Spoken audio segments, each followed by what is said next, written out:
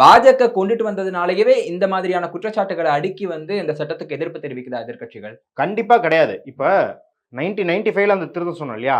அதுவும் 1991, 92ல இருக்கிற கமிட்டிஸும் மத்த சிவில் சொசைட்டி குரூப்ஸும் எழுப்பின கோரிக்கையில தான் வந்தது. ஆனா இந்த முறை சச்சார் கமிட்டி ரெக்கமெண்டேஷன்ஸ் வந்திருக்கு இல்லையா?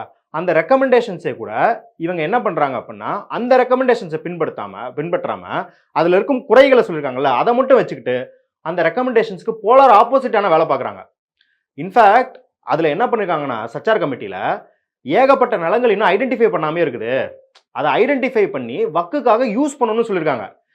அதாவது வெளியிருக்கும் நிலங்களை இன்னும் வக்குக்கு கொண்டு வரதுக்கும் அதாவது ஏழை எளியவர்களா இருக்க இஸ்லாமியர்களுக்கு பயன்படுறதுக்கும் சச்சார் கமிட்டி ரெக்கமெண்டேஷன் கொடுத்துருக்கு. ஆனா இவங்க என்ன பண்றாங்கன்னா ஏற்கனவே இருக்கிற வக்கு யூஸ் பண்ற வக்கு இருக்கு இல்லையா, அதையெல்லாம் தூக்கி மத்தவங்களுக்கு கொடுக்குற வேலையை பாக்குறாங்க.